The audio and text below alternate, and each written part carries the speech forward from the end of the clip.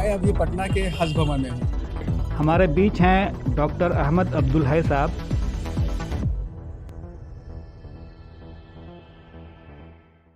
बिहार लोक संवाद .net की तरफ से आज हमने दो खास मेहमानों को बुलाया है इस बात पे चर्चा करने के लिए कि शेर शाह सूरी का जो मकबरा है वो कितनी उसकी अहमियत है और कितना बुरा हाल है। अभी हाल में हमने शेरशाह के जरिए बनाए गए कॉजवे पे भी बात की थी, जिसमें हमारे दो खास मेहमान थे, अमरेंद्र किशोर और एक श्याम सुंदर तिवारी जी। आज हमने दो बिल्कुल अलग मेहमानों को बुलाया है, दोनों सासाराम के ही हैं। एक आलोक चमड़िया जी हैं, जिनकी बहुत ही अच्छी खबरें हम लोग टाइम्स ऑफ इंडिया में पढ़ते हैं, और एक अली हुसैन साहब हैं। तो एक आलोक जी ने तो इसमें दो बार हाई कोर्ट में PIL भी दाखिल की। अली हुसैन जी सोशल वर्कर हैं और जनता के सवाल पर ये काफी मुखर रहते हैं। शेरशाह मकबरे की स्थिति को देखकर उन्होंने एक शेरशाह वेलफेयर सोसाइटी का गठन 20 साल पहले किया था। अच्छा। और उन्होंने जो है शेरशाह की जयंती मनानी शुरू की। इसके अलावा शेरशाह के मकबरे, उनके पिताजी हसन सूर शाह के मकबरे के संरक्षण के लिए और उसके उचित देखभाल के लिए ये आवाज उठाते हैं और संबंधित अधिकारियों से मिलते भी रहते हैं, जिसके कारण कभी कभी इनको जो है असामाजिक तत्वों का भाजन भी बनना पड़ता है। लेकिन ये अपनी लड़ाई जारी रखे हुए हैं और इस मुहिम में मेरी जब कभी इनकी आवश्यकता महसूस होती है तो मैं इनके साथ रहकर प्रयास करता हूं कि मैं उस मकबरे को बचाने के लिए, संरक्षण के लिए कुछ कर सकूं। आपका बहुत शुक्रिया। ये अभी आलोक जी की एक खबर छपी है टाइम्स ऑफ इंडिया में, Shershah turns into dumping ground. मैं आपको ये रिपोर्ट दिखाता हूँ। ये देखिए, ये रिपोर्ट है जो उल्टी आपको नजर आ रही है। आप इसको टाइम्स ऑफ इंडिया के 18 फरवरी के इशू में पढ़ सकते हैं। आलोक भाई, ये क्या खबर है? ये मतलब एक नेशनल मॉन्यूमेंट है, ASI इसको की देखरेख करती है और यहाँ डंपिंग ग्राउंड बन रहा है। दरअसल सबसे जो मजेदार बात है इसमें, ये हाई कोर्ट में 2008 में एक मामला गया था। मैंने एक PIL फाइल किया था जी। PIL फाइल किया था कि पूरी शहर की गंदगी इसके तालाब में, जो ऐतिहासिक तालाब है और जिसके बीचों बीच मकबरा है, उस तालाब में पूरे शहर की सीवरेज का पानी, नाली का पानी गिरता था। और इसके अलावा मूर्ति विसर्जन, पूरे शहर की मूर्ति विसर्जन, जैसे सरस्वती पूजा, दुर्गा पूजा, गणेश पूजा, विश्वकर्मा पूजा, मूर्ति विसर्जन होता था। और इस तालाब के पानी का उपयोग खुद तो इंसान नहाने में करता ही था, जानवरों को भी नहलाता था और कपड़ा धोता था। तो मेरे मन में एक विचार आया कि भाई, बहुत सारा प्रयास हुआ, कहीं कोई सफलता नहीं मिली, तो माननीय उच्च न्यायालय की शरण ली जाए। 2008 में मैंने एक जनहित याचिका दायर की, जिसका निपटारा 2012 में हुआ। माननीय उच्च न्यायालय ने 12 बिंदुओं पर जिला प्रशासन, बिहार सरकार और पुरातत्व विभाग को आदेश दिया, जिसमें जो मुख्य बातें थी कि उसमें स्नान पर रोक लगाई, नाली का बाहरी पानी किसी कीमत पर तालाब के अंदर नहीं जाना चाहिए, कपड़े धोने पर पाबंदी लगाई। इन्होंने यहाँ तक कि मछली मारने पर भी पाबंदी लगाई और कहा कि यदि मछली मारने 1 साल हम लोग 2 साल देखते हैं, यदि मछली मारने से भी कुछ गंदगी होती है और तालाब पर एक के संरक्षण पर कोई नुकसान पहुंचता है, तो उसको भी हम लोग फिर कंटिन्यू करेंगे।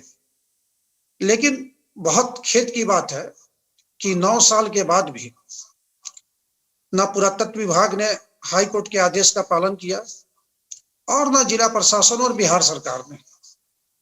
2020 में मैंने एक रिपोर्ट फिर लिखी कि गंदा पानी अभी भी गिर रहा है, उसमें गंदगी चारों तरफ है। तो 8 अगस्त 2020 को मेरी एक रिपोर्ट छपी और आप विश्वास नहीं करेंगे, 19 को 9 अगस्त को जो गवर्नर साहब थे हमारे, सत्यपाल मलिक, जो अभी जम्मू कश्मीर के गवर्नर हैं, नहीं थे, कुछ दिनों थे जी, वो दूसरे दिन सासाराम आए। उन्होंने कहा कि रिपोर्ट पढ़कर मैंने अपने प्रधान सचिव से कहा कि नहीं, कल सासाराम चलेंगे, और उन्होंने शेरशाह रोजे में और सर्किट हाउस में एक मीटिंग की और कहा कि जो हाई कोर्ट का आदेश हो उसका कंप्लायंस हो और मकबरे के संरक्षण के लिए जितना कुछ किया जा सकता है वो किया जाए। उन्होंने तो यहाँ तक कहा कि मैं हर महीने इसके लिए मीटिंग करूंगा, लेकिन दुर्भाग्य रहा इस बिहार का कि उनका तबादला हो गया और वो जम्मू कश्मीर चले गए। अभी क्या हुआ 2 साल में, 2 साल से क्या हो रहा है कि नगर पालिका जो है, नगर परिषद सासाराम, जिसकी आबादी करीब करीब 2 लाख है, उन्होंने अपना कूड़ा जो है उसके परमिसेज में साउथ दक्षिण में डंप करना शुरू किया। पहले ये रेलवे स्टेडियम में डंप किया करते थे कूड़ा, बाद में स्टेडियम की 4 दीवारी हो गई, जीर्णोद्धार हुआ, तो रेलवे ने अपना विरोध प्रकट किया कि नहीं, यहाँ आप जो है अब कूड़ा डंप नहीं करेंगे, आप अपनी जगह तलाशिए। तो नगर परिषद सासाराम को जो सबसे अच्छी जगह लगी कूड़ा डंप करने के लिए, 2 लाख लोगों की कूड़ा डंप करने की, वो शेरशाह के मकबरे का दक्षिण भाग लगा और उन्होंने डंप करना शुरू किया। हम लोगों ने जिला प्रशासन से गुहार लगाई कि भाई बहुत बदबू आती है, मकबरे की सेहत पर भी असर पड़ रहा है, देश विदेश के जो पर्यटक आते हैं वो बहुत बुरा इंप्रेशन लेकर यहाँ से लौटते हैं। ये विश्व विख्यात धरोहर है, बिहार का ताज कहलाता है, लेकिन कोई सुनवाई नहीं हुई। यहाँ तक कि पुरातत्व विभाग ने भी डीएम को पत्र लिखा कि भाई यहाँ इस कूड़े की वजह से बहुत मकबरे को नुकसान हो रहा है और पर्यटक बहुत परेशानी का सामना करना है, तो कृपया इसको बंद कराइए। लेकिन वो बंद नहीं हुआ। तो हम लोगों ने फिर, मैंने एक दिसंबर 2020 में लोक शिकायत निवारण पदाधिकारी सासाराम के यहाँ एक आवेदन दिया कि भाई ये कूड़ा यहाँ जो डंप हो रहा है पूरे शहर का, इसको जो है बंद किया जाए। तो आप मतलब बहुत आपको आश्चर्य भी होगा और बहुत दुख भी होगा कि नगर परिषद के कार्यपालिक पदाधिकारी ने लिखा कि इससे अच्छी जगह कोई है ही नहीं कूड़ा डंप करने के लिए। हमसे लोक शिकायत अधिकारी ने पूछा कि आप कोई रास्ता बताइए। मैंने कहा कि कलेक्टर का कलेक्ट्रेट है, जहाँ कलेक्टर बैठते हैं, उससे अच्छी जगह तो कोई नहीं हो सकती है।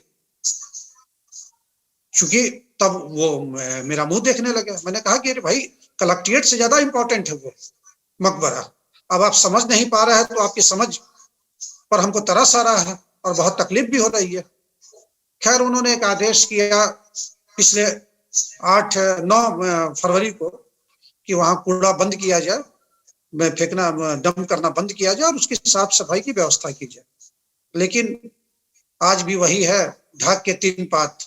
नगर पालिका कह रहे हैं कि मैं जमीन खोज रहा हूं और कूड़ा अभी तक फेंका जा रहा है। अच्छा, मैं अब अली हुसैन साहब से ये पूछना चाहूंगा, उनसे कहूंगा पहले वो खुद को अनम्यूट कर लें, वो म्यूट हो गए हैं, कि इसमें आवाम की क्या हिस्सेदारी है। आखिर सासाराम की आवाम के लिए भी तो ये बहुत ही अहम मॉन्यूमेंट है, बिहार का ताजमहल कहलाता है, ये एएसआई का कंजर्वेशन हासिल है। तो वहाँ के जो मकामी लोग हैं, स्थानीय लोग हैं, उनकी क्या सोच है इसके बारे में?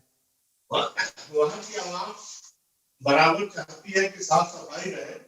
और आवाम ने इतना कहा था कि पिछले दिनों मनोज कुमार श्रीवास्तव एक कलेक्टर आए थे और उन्होंने वहाँ साफ सफाई की व्यवस्था की और उस पर बढ़ चढ़ करके यहाँ के आवाम ने हिस्सा लिया।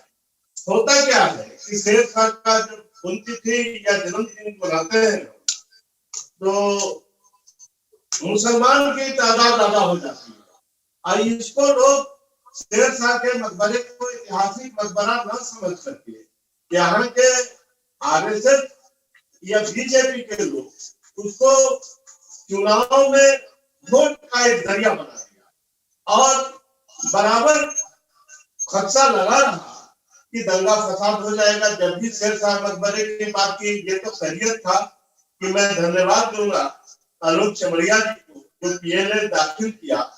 भाई साहब, अगर से वो किसी मुसलमान करता तो ये लोग क्या करते, उसको भी बहुत हंगामा किए कि साहब इसमें विसर्जन नहीं होगा। विसर्जन के टाइम पूरे आवाम का सहयोग ना रहा तो उसमें विसर्जन नहीं रुक पाता। आवाम ने बहुत कोऑपरेट किया, यहाँ के बुद्धिजीवियों ने कोऑपरेट किया, वकीलों ने कोऑपरेट किया इसमें आवाम तो चाहती है, लेकिन इसका दुर्भाग्य यही है कि हर कोई, अब देख लीजिए, वो ये यहाँ सीए रहता था, ये आपको पटना सर्किल का आर्कियोलॉजी डिपार्टमेंट का सबसे बड़ा सर्किल है पूरे हिंदुस्तान में सबसे बड़ा सर्किल पटना सर्किल है। जौनपुर तक का एरिया इसमें आता है और पटना सर्किल में कुछ उड़ीसा का पार्ट भी आता है ये पटना सर्किल में जी। और अब सासाराम सर्किल में आपको कैमूर, रोहतास, यहाँ तक कि जौनपुर का जो हिस्सा है ये सब आता था। और यहाँ एक 4th ग्रेड के एम्प्लॉय से ये लोग चलवा रहे हैं। यहाँ सीए रहता था, ऑर्डर हुआ था कि यहाँ सीए से ऊपर इंजीनियर कोई बड़ा अफसर रहेगा, लेकिन वो भी बात नहीं। एक मीटिंग हुई थी मनोज कुमार की अध्यक्षता में, उसमें मैं खुद शामिल था, यहाँ के आवाम लोग थे, इसमें बात तय हुई थी। तब इसके प्रेसिडेंट थे मोहम्मद केके ने बहुत कुछ किया, साफ सफाई कराया। अब देखिए इसका गार्डन डिपार्टमेंट का जो हेड ऑफिस है वो आगरा है, और आर्कियोलॉजी का जो मकबरे का हेड ऑफिस है वो दिल्ली है जनपद में, और इसका जो सर्किल ऑफिस है मकबरे का वो पटना है, और गार्डन का जो सर्किल ऑफिस है वो भुवनेश्वर है। तो यहाँ एक प्यून को भी तनख्वाह मिलती है तो भुवनेश्वर से छुट्टी लेती। ये जो इनका रख रखाव में बहुत दिक्कत होता है, और 4th ग्रेड का एम्प्लॉय चिंता नहीं है, और वो अपना अतिक्रमण करता है, जमीन कुछ लोगों को खेती करवाता है। ये सारा आर्कियोलॉजी का जो स्टाफ है उसके जो भी अतिक्रमण यहाँ हुआ है वो आर्कियोलॉजी के ही स्टाफ के चलते हुआ है, और जनता उसमें पिसती है, जनता जब आवाज उठाती है उसको एक, क्योंकि यहाँ के लोग बहुत सेकुलर हैं, बहुत अमल पसंद लोग हैं, आम लोग, लेकिन एक हवा खड़ा कर करके उनको लोग दबाने की कोशिश करते हैं।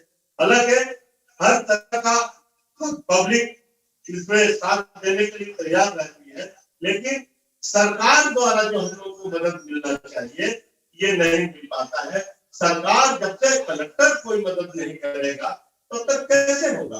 हालांकि इसमें जब प्रशासनिक तौर पर लोग तैयारी किए, चाहे मनोज कुमार श्रीवास्तव हो या उसके बहुत पहले अशरफ हुसैन साहब हो जो ही थे, इन लोगों ने बहुत कुछ किया, इसमें वोटिंग चलवाया, सब कुछ हुआ। ऐसा बात नहीं है कि यहाँ के आवाम ने कुछ नहीं किया, लेकिन उनको जो भी कलेक्टर आते हैं वो सोचते हैं कि 1 आध साल रहेंगे चले जाएंगे। तो जब तक आप लोगों का दबाव, मैं धन्यवाद दूंगा अरुण छमड़िया जी को कि हर वक्त इसके लिए आवाज उठाते। आप फिर अभी जा नहीं सकते हैं तो म्यूनिसिपैलिटी का सारा कूड़ा वहां फेंका जाएगा, एकदम गंदा। आप कह रहे हैं शहर का, पूरे हिंदुस्तान के लोग कहते हैं कि यह सासाराम बिहार का ताजमहल है। अब ताजमहल के लोग आप सिर्फ एक चीज मान लीजिए कि आज से 15 साल पहले तक उसमें कितना पैसा आता है, जो टिकट उसका लगता है, और आज कितना आता है, तो अब समझ में आ जाएगा तो लोग कितना। अब मैं आलोक जी से ये बात समझना चाह रहा था कि अली हुसैन साहब जो कह रहे थे सरकार की मदद, तो ये किस सरकार की मदद खोज रहे हैं, बिहार सरकार की या केंद्र सरकार की? दोनों की मदद इसमें आवश्यकता है। जो रौजा के अंदर का मतलब जो परिसर है, तालाब और मकबरा, उसके संरक्षण की जिम्मेवारी आपको केंद्र सरकार की है, पुरातत्व विभाग की है। और उसके बाहर जो जमीन है, जैसे जमीन का इंक्रोचमेंट हो रहा है, 100 मीटर में किसी तरह का निर्माण कार्य नहीं होना चाहिए मकबरे के परिसर के, वो राज्य सरकार की जिम्मेवारी है। 100 मीटर के बाहर 200 मीटर के अंदर यदि कोई कंस्ट्रक्शन होता है तो वो राज्य सरकार से अनुमति लेकर, एनओसी लेकर वो करना है, लेकिन ये सब नहीं हो रहा है। और मकबरे की 100 एकड़ से ज्यादा जमीन, मकबरे परिसर के चारों तरफ लगभग 100 एकड़ की जमीन है, उस पर लोगों का कब्जा, सामाजिक तत्वों ने कब्जा कर लिया है। तो वो दोनों की जिम्मेवारी है, राज्य सरकार भी कुछ नहीं कर पा रही है। भाई भारत सरकार की जमीन है, और यदि उसका अतिक्रमण हो रहा है तो राज्य सरकार का दायित्व बनता है कि वो उसको मुक्त कराए। दूसरा, वो एक पहले जब अंग्रेज आए हिंदुस्तान में तो मकबरे में साफ पानी पहुंचे तालाब में, उसके लिए उन्होंने एक सोन नहर से एक छोटी नहर का निर्माण किया था ताकि वो साफ पानी इनलेट से जाए और आउटलेट से गंदा पानी निकले। लेकिन वो इनलेट भी पूरी तरह चौक हो गया है और उसमें पूरे शहर का गंदा पानी गिरता है। अभी उस सवाल पर भी मैं जिला लोक शिकायत निवारण पदाधिकारी के यहाँ गया था कि भाई बिहार सरकार ने 2 साल पहले 5 करोड़ रुपया इनलेट के निर्माण के लिए दिया था ताकि वो इनलेट बेहतर ढंग से काम करे, और जो हाई कोर्ट का आदेश है कि उसमें केवल साफ पानी मकबरे के तालाब में जाए, लेकिन 2 साल बीतने के बाद वो पूरा नहीं हो पाया। सिंचाई विभाग ने जवाब दिया कि चूंकि नहर इनलेट जो गुजरना है वो पीडब्ल्यूडी पुरानी जीटी रोड से गुजरना है, उसका कुछ हिस्सा काटना है और उस पर पीडब्ल्यूडी रोड ने अपनी कुछ आपत्ति दी है, इसीलिए वो काम पूरा नहीं हुआ।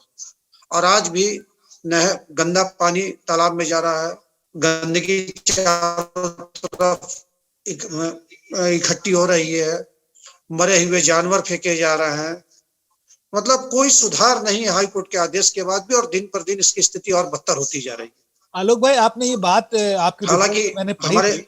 आलोक जी, आपको 1 मिनट रोकना चाह रहा था। आपकी रिपोर्ट में ये बात पढ़ी थी कि जब आपने डीएम को ये इस बात की जानकारी दी कि वहां पे जो है डंप किया जा रहा है कूड़ा, तो उन्होंने कहा कि उनको तो पता ही नहीं है। ऐसा कैसे हो सकता है कि इतना बड़ा डिसीजन हो और उनको पता नहीं हो? नहीं पता। अच्छा, उसके बाद भी उन्होंने कोई कार्रवाई नहीं की, बातचीत की वे भी 4 दिन हो गए जी। उन्होंने कोई पहल की हो और उनको ये लगा हो कि भाई चलिए मेरा एग्जीक्यूटिव अफसर सोच रहा है, मुझसे ऊपर के अधिकारी हैं, ऑल इंडिया कैडर के अधिकारी हैं, लाखों लोगों के बीच कोहिनूर को चुना गया है, तो उनकी समझ पर भी हमको बहुत हैरानी हो रही है कि उनको भी ये लगता है कि ना भाई अब इससे बेहतर जगह कुछ भी नहीं। अली हुसैन साहब, आपसे ये बात समझना चाह रहा था कि तालाब की गंदगी है या इनलेट का वहां पे अब तक नहीं बनना है, इसके लिए कोई तहरीक, कोई आंदोलन चलाया गया क्या वहां पे अब तक, कोई धरना प्रदर्शन वगैरह? जब से आर्कोलॉजी के लोग इसमें नहीं इंटरेस्ट लेंगे तो आम आदमी कैसे इंटरेस्ट लेगा? वो तो सीधा कह देगा कि नहीं साहब आप यहाँ कुछ नहीं इंटरेस्ट ले सकते हैं, ये आर्कोलॉजी का है। वो तरह तरह का कानून की बात करते हैं। तो अच्छा, आजकल लोग वहां घूमने आते हैं या कम हो गए हैं लोग पहले से? अली हुसैन साहब, आपसे ये बात मैं पूछ रहा था। मेलापुर में तो विदेशी पर्यटक नहीं आते हैं, लेकिन लोकल पर्यटक तो आते ही है ना। अच्छा, बिहार के लोकल पर्यटक हैं वो आते हैं, वो तो खोल दिया गया है, चालू हो गया है। लेकिन बाहर के जो बहुत आते थे, ये अजमेर शरीफ के वक्त में जो ये रोड 15, 20, 30 बसें लगी रहती थी 24 घंटा, वहां मेला जैसा लगता था। क्योंकि जो भी आदमी दूर से, बंगाल से या इधर से जाता था, वो शेरशाह मकबरा एक दिन जरूर घूमता था और एक रोज शहर में बिताता था, तब वो आगे सफर करता था। ये आज भी ये सिलसिला है।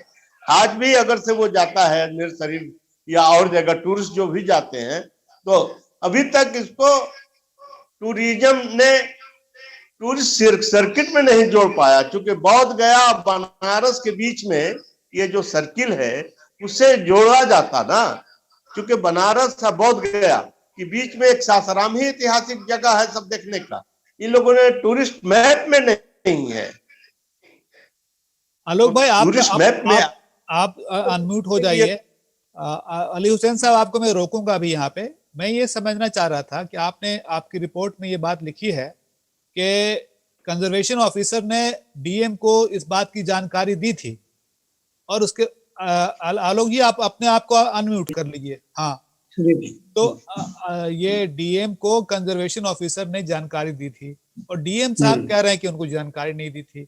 ये तो बड़ा विरोधाभासी बात है। क्या आप इसको कैसे देखते हैं इस बात को? इसमें एक तो है कि डीएम का कहना है कि हम 1 ही महीना पहले आए हैं जी, और हो सकता है कि ये जानकारी हमारे पहले के डीएम को दी गई होगी जी, तो वो उनके पास एक बहाना ये है। हालांकि पूरे शहर का भ्रमण किए हैं ये जी, और भ्रमण के दौरान इनको ये गंदगी नजर नहीं आई, बहुत आश्चर्य की बात है।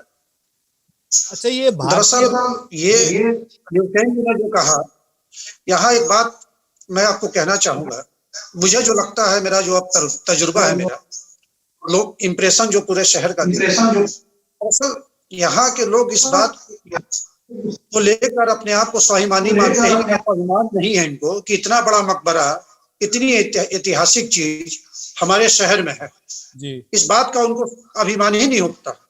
और जिस दिन आपको अभिमान हो जाएगा, गौरवान्वित हो जाएंगे कि ये चीज हमारे पास है और ये अद्भुत चीज है, तब आप इसके लिए कोई भी लड़ाई लड़ेंगे। जो आपने कहा कि जन आंदोलन नहीं हो पा रहा है, इसके पीछे यही कारण है।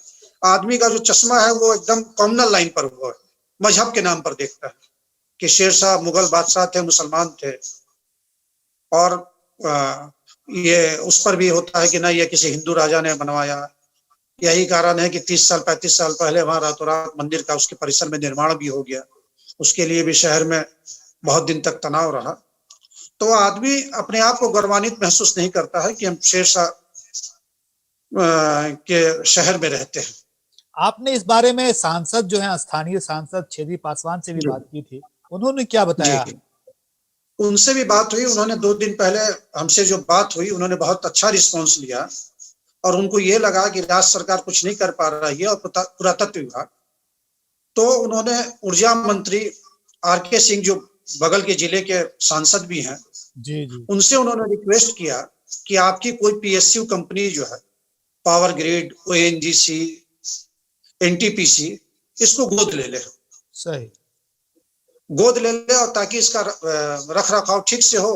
और वो लोग चूंकि सोशल रिस्पॉन्सिबिलिटी फंड के नाम पर पैसा हर साल खर्च करते हैं जी, तो वही करे और पार्क वार्क का निर्माण कर कर और इसको और दर्शनीय बनाया जाए, ताकि ज्यादा से ज्यादा टूरिस्ट जो है यहाँ आए और इसका नाम हो, और जो यूनेस्को में इसका नाम जाए, जो विश्व की 7 धरोहर में इसका नाम जाए, ताकि और जो है इसका विकास हो।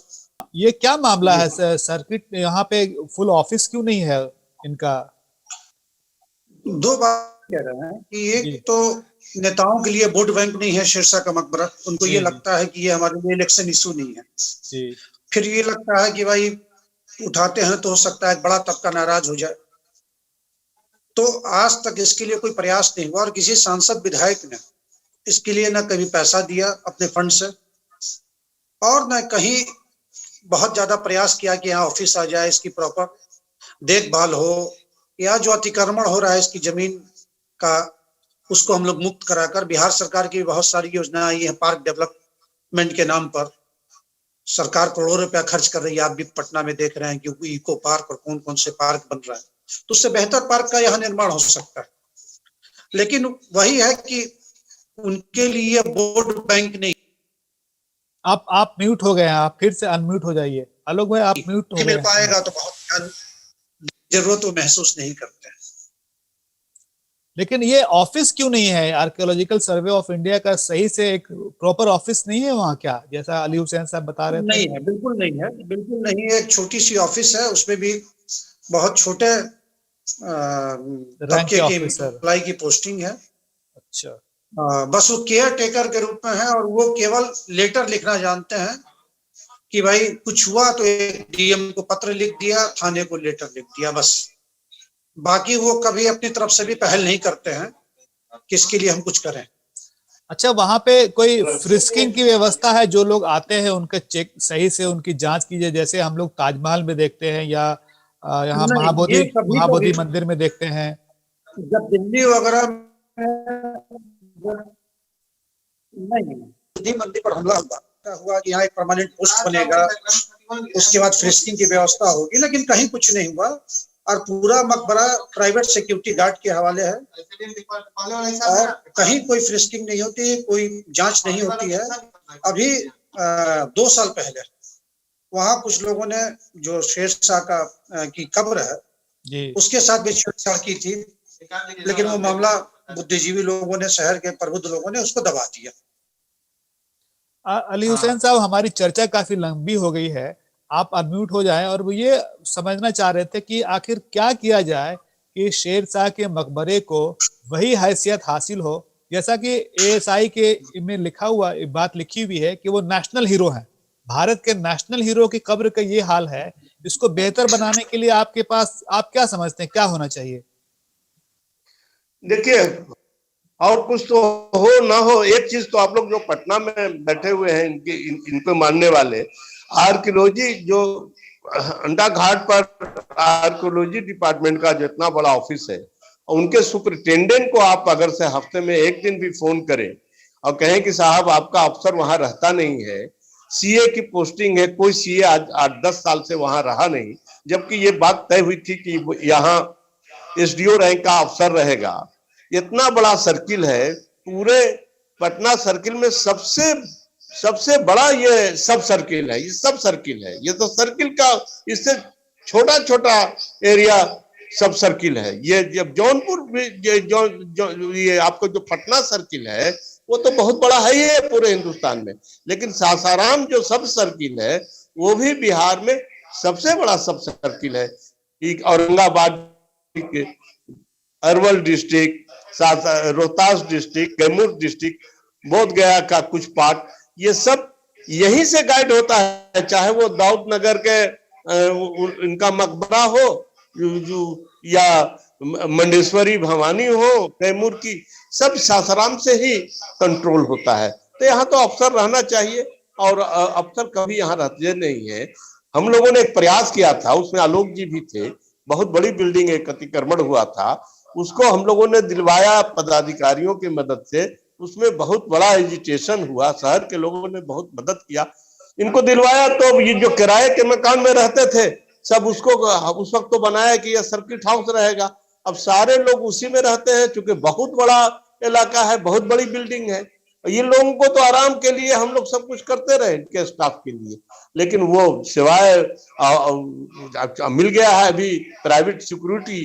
तो इनका जो 4th ग्रेड का जो एम्प्लाई है, जो इसके नाम पर रहता है, केयर टेकर के नाम पर, आप आइएगा तो उसका रहस्य देख के दंग रह जाइएगा कि सिक्योरिटी लेके चलता है 4-4 गो।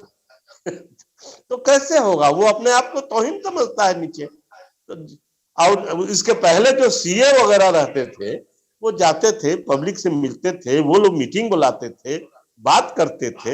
ये लोग तो सोचते हैं कि इसमें किसी का भी कोई ये नहीं हो, हम भारत सरकार है। आज इसमें जब से कलेक्टर साहब इन्वॉल्व नहीं होंगे, मिल करके एक कमेटी बनाई थी हम लोगों ने, उसके चेयरमैन थे कलेक्टर, बिहार थे, और उसमें डीडीसी सेक्रेटरी और डीएफओ साहब मेंबर थे, एसपी मेंबर थे। बहुत हाई फाई कमेटी थी, 2 महीने पर 1 महीने पर बैठक होती थी, तो वो काम होता था, एक काम चल रहा था। उसको भी बंद कर दिया लोगों ने, उस कमेटी को भी लोग कोई इंटरेस्ट नहीं लिया। हम भी उसमें थे मेंबर, चेसा वेलफेयर सोसाइटी के प्रेसिडेंट के नाते। तो एक पब्लिक उसमें कितना क्या कर सकता है साहब, जरा सोचिए ना। और फिर हम लोग सेकुलर आदमी इससे भी डर गए। हिंदू मुसलमान की बात आएगी तो आजकल तो सबसे आसान है, अली हुसैन नाम है मेरा और शेरशाह का मकबरा है, कोई कुछ कहने लगेगा। आपसे आखिर में ये सवाल करूंगा मैं कि आखिर इसका क्या उपाय समझते हैं आप कि एक नेशनल हीरो का वो मॉन्यूमेंट है, तो उसको जब तक कि सासाराम की पूरी आबादी उसके लिए नहीं लड़ेगी, आपको लगता है कि 1-2 आदमी से ये काम हो सकता है? नहीं हो सकता है। इसके लिए देखिए जागरूकता भी अब क्या करेंगे, जागरूकता आप एक तरफ से मकबरे के विकास की बात करेंगे तो फिर वो मंदिर के विकास की बात दूसरा पक्ष जो है शुरू करेगा, और वो अपने अपने ढंग से जस्टिफाई भी करेगा कि नहीं ये ज्यादा जरूरी है मंदिर, ये कम जरूरी है। तो उसकी संख्या आज यदि हम जागरूकता अभियान चलाए तो जाहिर सी बात है कि हमारे खिलाफ, हमारे पक्ष में बहुत कम लोग रहेंगे, क्योंकि वो दिखा दिया जाएगा इससे ज्यादा महत्व किसी और चीज का है। तो ये अब सरकार लेवल से ही होगा, और जनप्रतिनिधि लोग एमपी एमएलए जो है इसको एक इशू बनाए, और फिर नहीं तो अंत में वो आपका न्यायालय है कि उसके पे जाए भाई कि इसको आप बचाइए, ऐतिहासिक धरोहर है, उसको आप धार्मिक ना मानिए, ये मानिए केवल कि ऐतिहासिक धरोहर है और इसको हमको बचाना है। आपका बहुत और इस शुक्रिया, अभियान को लेकर चले तो हो सकता है सफलता। आपका बहुत शुक्रिया। आपकी बातचीत से और अली हुसैन साहब की बातचीत से काफी कुछ जानकारी मिली कि शेरशाह के मकबरे का ये हाल क्यों है, और जबकि शेरशाह का मकबरा नेशनल मॉन्यूमेंट है। एएसआई भी कहते हैं कि ये शेरशाह जो है एक इंडिया के नेशनल हीरो थे, तो उनको उसी तरह से लेना चाहिए। और उम्मीद ये है कि आप लोगों की कोशिश से और जनप्रतिनिधि की सहभागिता से इसे बेहतर हालत में लाया जा सकेगा। जिलाधिकारी भी वहाँ पर उन्होंने नोटिस में बात आई है, तो शायद वो डंपिंग ग्राउंड भी वहाँ से हटे और कुछ खूबसूरती वहाँ पर आए। आपका बिहार लोक संवाद .net से बात करने के लिए बहुत बहुत शुक्रिया। धन्यवाद। धन्यवाद। नमस्कार। इस बुलेटिन को पेश किया है अल्हेरा पब्लिक स्कूल, शरीफ कॉलोनी, टॉप कलेक्शन और सबिहा डिजाइनर ने।